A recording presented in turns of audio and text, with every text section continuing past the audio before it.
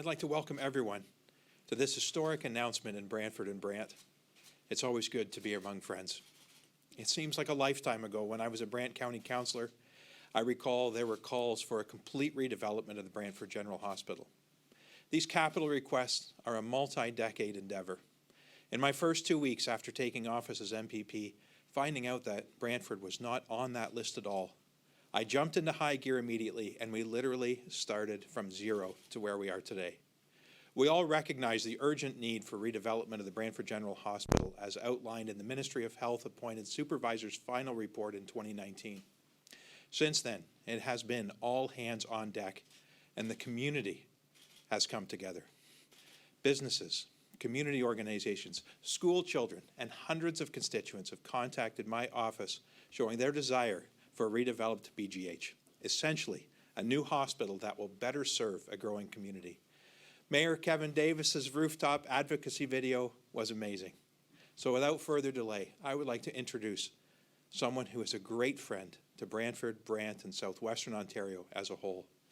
My boss, I know he doesn't like that, my mentor, and my friend, Premier Doug Ford. Premier. Well, thank you so much. Thank you so much, folks, and good morning. And I just want to thank Will. Without Will pushing this, and my favorite saying throughout this pandemic, you're beyond someone like an 800-pound gorilla.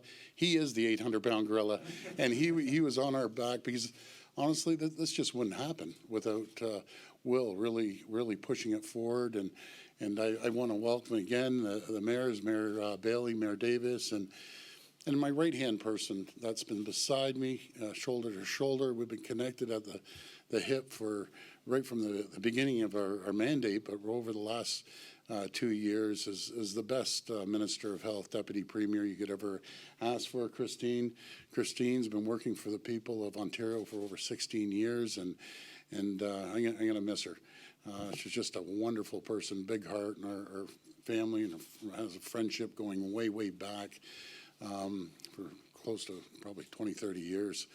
But I want to start by taking a moment to thank the outstanding staff here at Brant Community Healthcare System. And again, as I mentioned to the nurses when I met them earlier, we wouldn't be able to get through this and get to where we are without the incredible work that you are. So I'm speaking for everyone in Ontario. We're just so grateful, and we thank you from the bottom of our heart. Dr. David McNeil, you led an incredible team here. Thank you for your leadership, along with Chief Hill of the Six Nations. Chief, great to see you.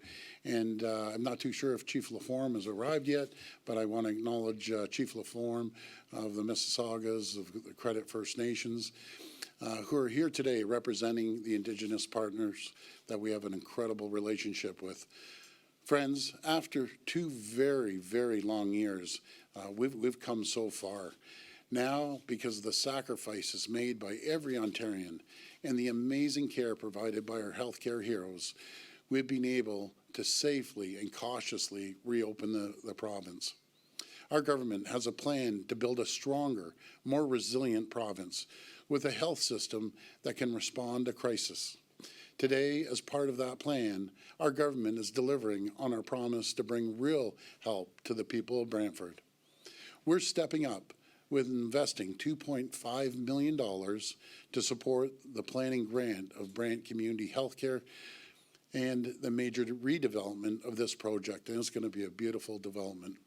This is the first step of a redevelopment that will see an expanded Brantford General Hospital with a new patient tower, a renovated intensive care unit, updated surgical suites, and an improved mental health and addiction care. It will add 70 much-needed new beds to the hospital, bringing capacity to 380. This redevelopment will help put patients first and serve this growing community and everyone who calls it home. Here in Brantford and across Ontario, we're making good on our promise to end hallway health care with a historic, these are big numbers, with a historic $30.2 billion invested over the next 10 years to renovate and expand hospitals right across this province. We're bringing world-class healthcare to the people regardless of where they live. We're not just putting a Band-Aid on Ontario's healthcare system.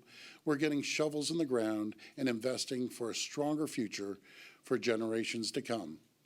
Our province has come so far. We can't afford to go back to the politics of no.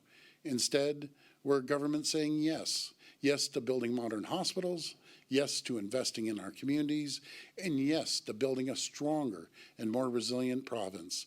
Friends, let's say yes to a better and brighter future for all the people of Ontario. Thank you, and God bless each and every one of you. Now I'll pass it over to Dr. David McNeil. Thank you, everyone.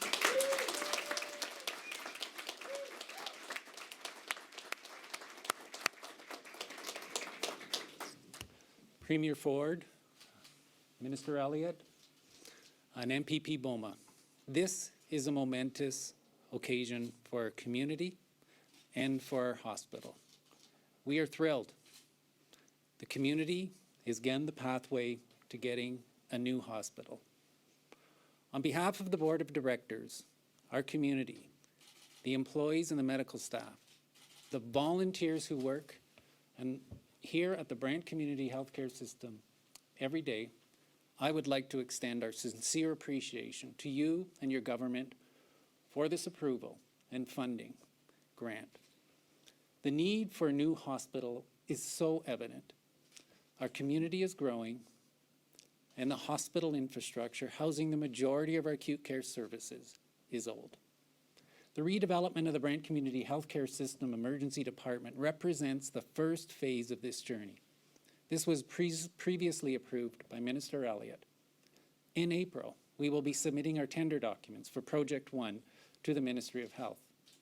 Once this approval is granted, we will put this project out to tender, and it will mark the beginning of the redevelopment of the Brant Community Healthcare System.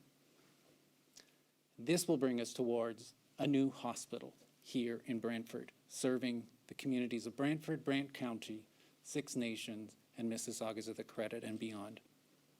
Mr. Boma, thank you for being our champion. After each meeting that Mr. Emerson and I had with you to discuss the hospital's need for redevelopment, there was always follow-up. You facilitated over the last several years the opportunity for the hospital to make submissions through the Ministry of Finance pre-budget consultation process. I know that you articulated the urgent need to move the hospital's redevelopment project forward effectively within government, and today's announcement is evidence of that. Your support has been much appreciated. I would like to extend my appreciation to the Master Planning Steering Committee who guided the efforts of this work. Mayor Davis, Mayor Bailey, Chief Hill, Chief Laforme, Mr. Brock, Mr. McColman, thank you for your advice, your support, and your advocacy. This is about our community, and it will be built on the foundations of strong partnership. I would also like to thank BCS Foundation Chair Heather Wilson and Executive Director Carrie Wilson, who have been part of the extraordinary efforts and been great partners. Mr. Levesque, former member of the Mayor's Task Force, for your valued input and advice as well. The voice of patients and families has been well represented by our patient advisor, Joyce Kazarin and Gail Gloucester, and members of our Patient Family Advisory Committee. I would echo the sincere thanks of Mr. Emerson to our employees, our medical staff, and volunteers who, through the challenges of the last 2 years, have shown amazing resilience to our patients and to each other. During the next several years, it will be your knowledge and your input, working with our design teams, that will work to transform the Brant Community Healthcare System into the facility that we need to serve the future needs of our community. Thank you, and I will pass it now off to Paul Emerson.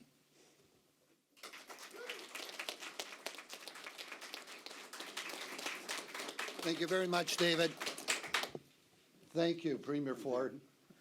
Thank you, Minister Elliott. Thank you, Willem Boma. This is an amazing first step for this community. We're all going to have to work together for the next 5, 6, 7 years to pull it off, and we can do it. I also want to say I was remiss and I didn't mention that Peter Quinlan, our vice chair, is there. I see you sitting there, Peter. And I know our whole board of directors would have liked to have been here today, but there just wasn't room in the room. So thank you, everyone, for coming. Thank you, Premier. Thank you, Minister. And we look forward to the next steps in moving this forward.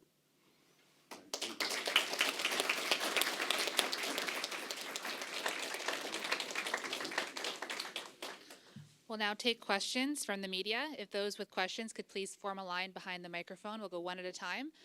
One question and one follow-up per reporter. Thank you. Hi, how you Good morning, doing? Premier. Vincent Ball from the Brantford Expositor Hi, here. Vincent. I'm wondering, sir, if you can tell us a little bit about the decision for a redevelopment here versus a brand-new hospital on a green space, if there's anything you can tell us about that. Yeah, honestly, Vincent, I think the best person to talk about this is the minister or chair of the hospital. But I'm just so happy. This is going to be a phenomenal redevelopment for this hospital. And when communities grow like they have been, and Brantford is booming, we need to make sure that we have the new hospitals, new schools, and new roads and bridges, and that's exactly what we're doing. So I'd like to maybe pass it over to the chair. Yeah, thank you. Very good question. What this grant enables us to do is start planning, and part of that planning will be to determine whether it is a rebuild on this site or another location. However, we do know in consultation with the Ministry of Health officials that there is a desire to retain the infrastructure, the good infrastructure that's here now, the D-wing, the pediatric unit, the new emergency, $30 million new emergency. And the proximity of this location to the 403 and to the broader area that it serves makes a lot of sense too. However, that hasn't been predetermined yet, David. It'll be part of the planning process, and if there's a better site that makes more sense, I'm sure we'll advocate for that. David, did you want to add, or that? So my follow-up question would be then, what kind of a timeline are we looking for? Because residents will want to know, when will this all happen? And I know it's a long process and it takes a lot of time, but can people talk a little bit about what the timeline would be for people? Sure. I think David's going to. This is the first stage in the planning process. The Ministry of Health has a 5-stage planning process. Stage 1 gives us permission to plan as a community. And, you know, in terms of the timelines, that first stage would take us probably just as a hospital well over a year to get through that first stage of the planning process. I think when we look at hospital redevelopment, these are significant investments that we are making, that the province has to make. They have to prioritize resources. I don't think it would be unreasonable to expect that it will take up to 10 years before you're moving into a fully redeveloped facility. And as I've said, though, that, you know, the planning of that redeveloped facility, the good news is we are getting a redeveloped emergency department that will serve the community well into the future, and that will be a modern, state-of-the-art emergency department, and that process starts as soon as we can get out to tender. So this is a transformation that will occur over a number of years. So when does it start? We see it starting as soon as we moving out to tender for the emergency department redevelopment. And this is an ongoing process, so that we can actually retain the investments that we have here that are good, that serve the patients well within our community, and that the siting for which is very appropriate as we think about redevelopment. So I hope that answers your question, Vincent, in terms of timeline. When does the tender go out for the emergency department? Pardon me? When does the tender go out for emergency department? We will be submitting our drawings to our tender documents to the Ministry of Health in April. There is a process that, of course, we have to go through with the Ministry of Health.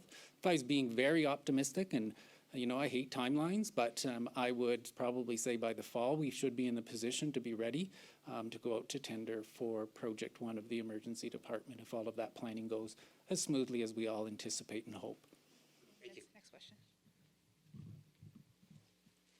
Hi, Premier. Mike Crawley from CBC. So Dr. Peter Juni, the head of the science table, said this morning that the science table was not consulted about the decision to end the mask mandate on March 21st. And he also said that this decision isn't about science. He says there was political pressure. So what do you say to the fact that the science table, which you've been consulting all along, wasn't consulted about this decision and says it's not about science? Well, let me be very clear. There's no pressure on Dr. Moore. I follow the advice and the recommendations of the Chief Medical Officer of Ontario. He consults with the science table, and we're looking forward to the recommendations that he's putting forward at 11 o'clock today and we're going to take his advice on the time frame moving forward with the masks. And you know, Mike, you look around the world, no matter if it's CDC down in the U.S. and the rest of the world, you know, we've been super cautious. As a matter of fact, I've been probably accused of being the most cautious leader in North America when it comes to this pandemic, but I want to be cautious, and we're going to take those recommendations and move forward with the advice of Dr. Moore, which has done an incredible job for the people of Ontario. Okay, if, assuming you're going to accept his recommendations for lifting the mask mandate, what happens if things change in the spring? Like if there is another wave, how confident are you that there's not going to be another wave of COVID in the coming weeks? Yeah, thanks for that question, Mike. No one has a crystal ball when it comes to this pandemic, but we feel we've invested strongly in our healthcare system, into the people right around this room here, have been absolute champions, and we're very, very grateful. We've all, not only Ontario, but the whole world has learned so much over the last 2 years, and we're in much better shape than we were prior to this pandemic. And I'll give one example. You know, right at the beginning of the pandemic, everyone was running around looking for PPE and you know, trying to get it from overseas. And I remember saying we'll never be in that position again, and we never will.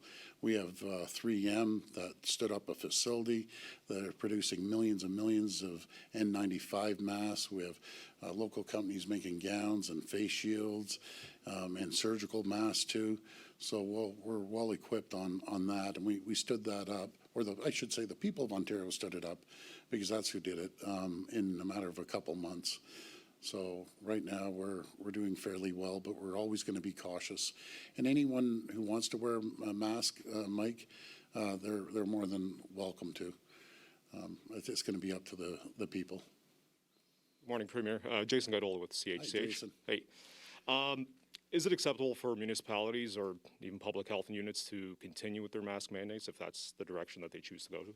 Well, they're going to have to go through Dr. Moore, the Chief Medical Officer, and he's done an incredible job. But I just want to thank all the public health officers throughout the 2 years. They've really worked hard, along with our frontline healthcare folks. They've done an incredible job. We wouldn't be here today if people of Ontario didn't follow the protocols that were laid out by local public health officers and the Chief Medical Officer and the great healthcare folks here. We know how COVID-19 measures have been pretty divisive. Aren't you concerned for a lack of civility or even in some cases abuse for people who choose to keep them on? No, you know something, we're going to move forward cautiously, and if someone wants to keep them on, God bless them, you know, good for them. But I know a lot of people don't want to keep them on, and again, we aren't leading the way in this. We're kind of middle of the pack. I know down in the U.S. with CDC, their recommendations about getting rid of the masks, but it's going to be up to the people of Ontario. If you want to keep your mask on, keep it on. If you want to take it off. But we have to move forward from this. Like people are exhausted, you know, and the poor kids in those classrooms too. Like we got to move on. Yes. Hey, Jamie. Hi, Mr. Premier. Good morning. What's going to happen March 21st? Are the masks going to come off in a lot of places? Are restrictions to outdoor facilities and indoor facilities going to be lifted? Well, you know, I'm not going to steal Dr. Moore's thunder. I'm going to We got 30 minutes. 30 minutes. Yeah, I'm going to let him give you the details. He has a very strong plan, and he's worked really hard on it as well with collaboration with our great Minister of Health. And we feel it's a strong plan. So, Jamie, with all due respect, I got to kind of let Dr. Moore roll out the details of that, if that's fine. And it is a huge decision or a huge announcement. Why won't you make the announcement? It's only 30 minutes away. Plus also, why won't you make the announcent? It's a huge announcement. yeah, All of Ontario is waiting understand for the that. shoe to drop. Why aren't you making the announcement? Well, I'm out here making a fabulous announcement. I'm out in the media almost every day, every second day. And I really believe this is an opportunity for Dr. Moore to put his recommendations out. I'll be commenting after. But, you know, Dr. Dr. Moore has worked so hard, day in and day out, and I don't know, I just don't feel I should be out there trying to steal his thunder. This is an incredible person that's worked so hard, so let's let Dr. Moore put his plan out there and recommendations, and we'll move forward. All right, thanks, everyone. So Thank you. I just want to thank everyone once again. Thank you so much for everything that you do. I'm just so grateful, and we're gonna get a beautiful new. We're gonna revitalize this whole building, and thank you for your leadership. And Will, you're an absolute champion. This would not be happening without you and the great leadership of Minister Elliott. So thank you, and God bless everyone. Thanks, everyone.